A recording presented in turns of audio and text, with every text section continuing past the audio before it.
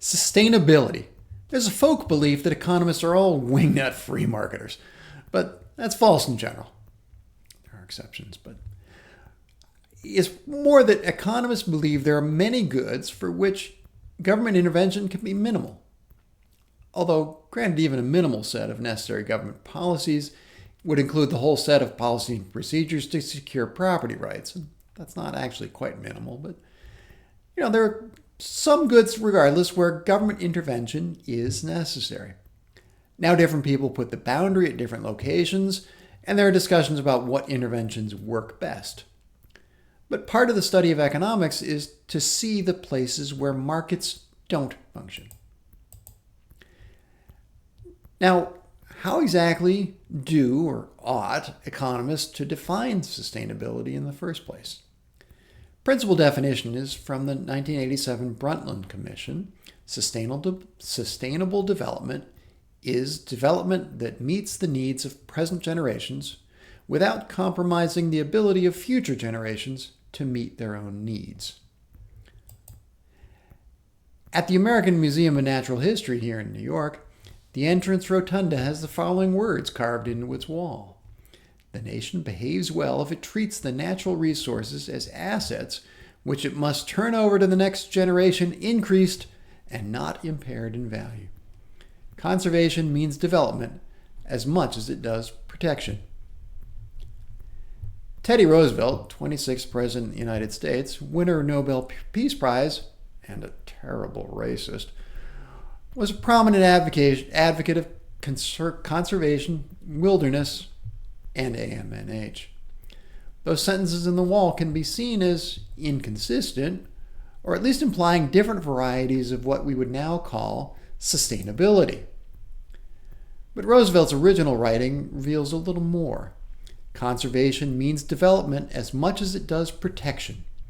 I recognize the right and duty of this generation to develop and use the natural resources of our land, but I do not recognize the right to waste them, or to rob by wasteful use the generations that come after us. Defenders of the short-sighted men who in their greed and selfishness will, if permitted, rob our country of half its charm by their reckless extermination of all useful and beautiful wild things, sometimes seek to champion them by saying the game belongs to the people. So it does, and not merely to the people now alive, but the unborn people. The greatest good for the greatest number applies to the number within the womb of time, compared to which those now alive form but an insignificant fraction. Our duty to the whole, including the unborn generations, bids us restrain an unprincipled present-day minority from wasting the heritage of those unborn generations. The movement for the conservation of wildlife and the larger movement for the conservation of all our natural resources are essentially democratic in spirit, purpose, and method. And that concern with subsequent generations is not new, of course. Read Edmund Burke, Reflections on the French Revolution, written in 1790. Society is indeed a contract. It is not a partnership in things subservient only to the gross animal existence of a temporary and perishable nature. It is a partnership in all science, a partnership in all art, a partnership in every virtue and in all perfection. As the ends of such partnership cannot be obtained in many generations, it becomes a partnership not only between those who are living, but between those who are living, those who are dead, and those who are to be born. Earlier in the same writing, he noted, the age of chivalry is gone, that of sophisters, economists, and calculators has succeeded, and the glory of Europe is extinguished forever. Which, yeah, I'm kind of proud of that, but anyway. Sustainability, I hope we can see, is not a recent idea. It's not just a fashionable buzzword. Sustainability in the sense of caring for the welfare of people long in the future is, however, not straightforward to analyze within an economics framework. We need to work out the details of the definition a little farther. When we discuss sustainable growth, we talk about the production function, including inputs of natural resources. That includes natural capital, sun and the rain, underground oil and gas, biodiversity, even natural beauty, which could immediately make people happier, but also can be monetized through tourism. But one of the fundamental problems is that natural resources don't have the correct price. They're often free. For example, a car repair shop faces a choice. They can properly dispose of used engine oil, which costs money, or they could just dump it in the Gowanus Canal in the dark of night for free. The Gowanus is the lovely waterway that we all know today, because for centuries it was a dumping place for many chemicals. In the same way, we dump pollution into the air, into the water, into the ground. Those are externalities. One person's choice creates costs for other people. And for most of us humans, me included, probably you too, other people's problems are exactly that. Other people's, not ours. They don't weigh as heavily as problems that impact me. This focus on natural resources, often having the wrong price, is sometimes surprising to people who know only a little bit about economics, what I call the Dunning-Kruger types. Dunning-Kruger is the effect that people who know the least about a particular topic are usually the most confident in their opinions on that topic. Experts have seen enough to be able to doubt.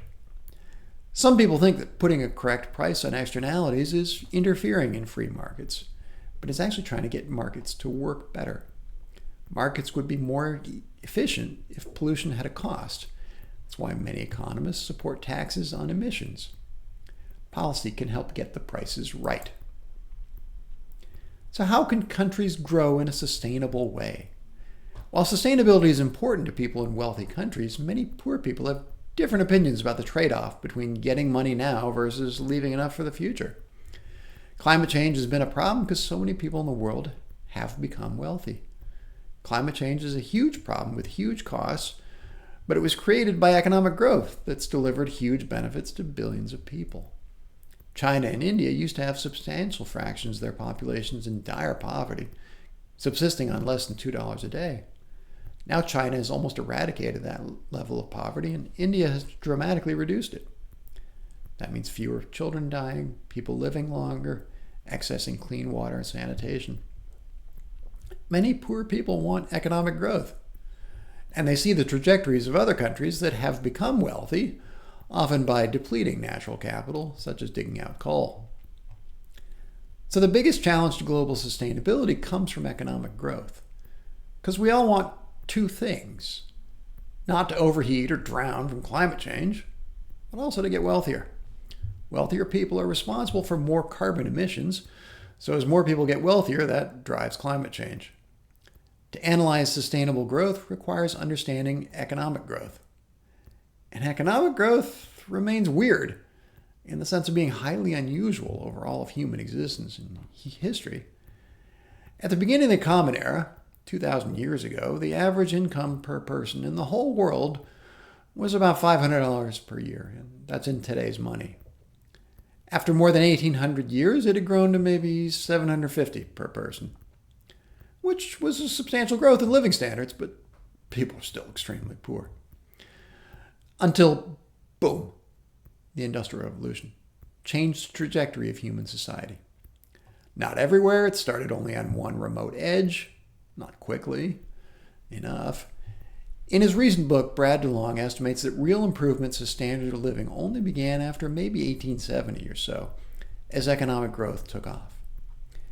Economic growth comes with specialization. So, for instance, in poor countries, agriculture might contribute 25% to GDP, where in wealthier places, that's less than 5%. My grandparents grew up on a farm, and that's true for a lot of folk. But nowadays, many of us don't even know a farmer. As economist Partha Dasgupta points out, this means that ecology is of direct concern to the world's poor in a way that it isn't to the world's rich. Let's go a little deeper into the amazing progress in human happiness due to global capitalism. I like this thread from economist Dinah Pomerantz, who shared some of the good news of the last decade of growth. The global fraction of people in extreme poverty, which World Bank defines as less than $1.90 per day, was cut in half, from 22% to a little over 10%. Fraction of children dying before age 5 dropped by a third, from almost 6% to 3.6%. Life expectancy rose over the entire world from 69.5 to 72.6. Population growth slowed and is projected to level off. Primary school completion rose for both boys and girls. Of course, climate change is still a huge problem, and there are a lot of other things that need to change. Another economist, Max Rosen, summarized as, "The world is much better, the world is awful, the world can be much better."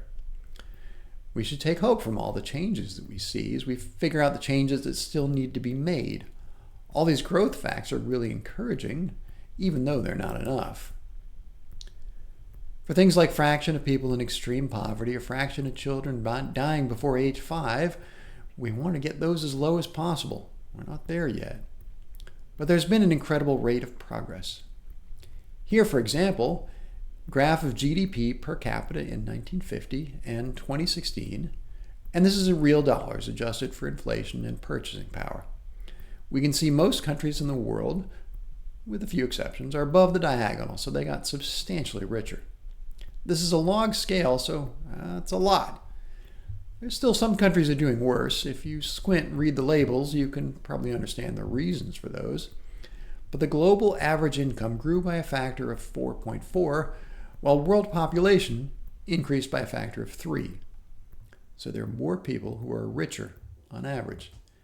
Today, the average person on the whole planet is as rich as the average person in the very richest country was back in 1950, which is a long time ago, before I was born, but there are plenty of people alive today who remember that time in 1950.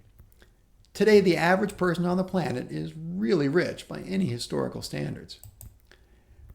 Now, we don't have as good data for further back in history. As far as anybody can tell, though, by 1950, humans were richer than humans had ever been. We didn't evolve to be this rich. At some level, it's not a surprise that a lot of people have difficulties understanding just how rich people have gotten. Now, maybe you're saying, money isn't everything. You're right, it's not. So here's data on Human Development Index, HDI. That includes GDP, life expectancy, access to education, so it's broader than just looking at GDP. This data go back to 1870. For almost 150 years, the US was best off by the HDI index. But recently we lost the lead to countries like South Korea or Taiwan, which have higher life expectancy, better access to education. You can see some others like the UK, which once long ago was in the lead, but slipped a lot. Now, obviously, it's not all the countries in the world shown here. I've just highlighted a selection. There's China, Brazil, Mexico, Dominican Republic. You can see how they've made really substantial improvements. You can trace across horizontally from where China is now to see they are now approximately where the US was in 1950-ish. The typical person in China is a lot poorer than the typical person in the US right now, but on the other hand, compared to the US historically, there's enormous progress. Then we see countries like Botswana and India growing significantly and very quickly. So there's a lot of scope to be optimistic about their economic growth, but also their emissions of carbon dioxide. That remains a problem.